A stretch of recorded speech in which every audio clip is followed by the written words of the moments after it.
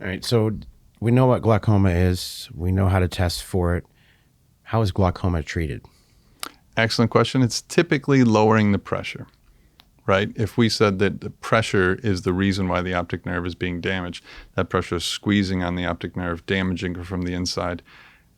It's really hard to do surgery on the optic nerve, but you can certainly try and lower the pressure in the eyes. And you typically do that with eye drops. There's pills that sometimes can lower the people's eye pressure, but it has a lot of side effects to lower blood pressure and change things elsewhere in the body. You'd rather treat things directly to the source in the eye. And so there's at least 6 different types of eye drops that you would prescribe someone to lower their pressure. And you usually start with one at a time. You'll give them, I said before that the typical pressure runs somewhere between 13 and 18, right? And say your pressure was 24 and you and I had a conversation. We said, Paul, I think this is too high. I'm worried if it stays this high, you're going to get glaucoma. Let's start an eye drop. We know that your pressure is 24 today. And so we would say, what's the number that's low enough that you will no longer be at risk for getting glaucoma? And say we set that at 18. I give you an eye drop. I say, come back in a month. Take it every day. Come back in a month. 1, let me know how you feel. And 2, let's see how it's going with that number. Similar to blood pressure, right? You come back and your pressure is 16 and we shake hands and say, I think you're going to be okay. Keep coming in. We'll keep checking your pressure and we'll keep doing these tests. And if you're staying the same, then it's okay. Say your pressure isn't great. Say it went from 24 to 22. It's an improvement, but it's not that great. Maybe we'll add a second med. Eye drops are the first way to lower it. There's surgeries to lower it too. And there's laser surgeries and then regular surgeries. So before I was talking about that drain in your eye, right?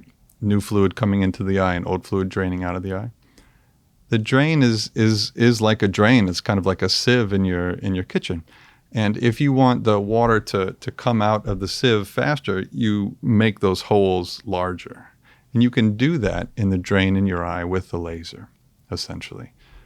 Shoot a laser into the eye. It's not going kind of like straight into your eye when you're performing laser on a patient for glaucoma.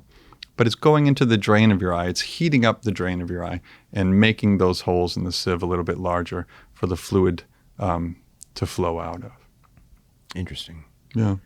And then there's the third options, which are usually the final options are more traditional surgeries. Most of the treatment that we have for glaucoma, except recently, is simply lowering people's pressure.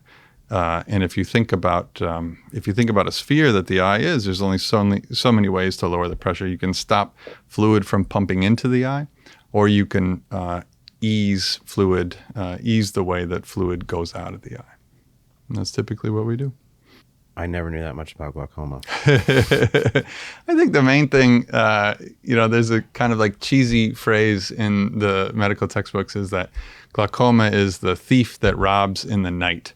And it's mostly what it's saying is there's no real symptoms for glaucoma. And that's one of the reasons why we're not sadists and we love to check people's pressure and get close to their eye or puff their eye or something like that. We're measuring people's pressure because you don't come in telling us you think you have glaucoma. You come in only at the end saying, oh my God, I have no peripheral vision. And this is something that could have been caught so much earlier and could have been relatively easily treated, but you have to test for it. Hey folks, connecting with your benefits is our primary mission, and the SITREP is providing more options than ever. Subscribe to our free email newsletter, subscribe to our audio podcast channel, or subscribe to our content on YouTube. For details and links, check out the description below.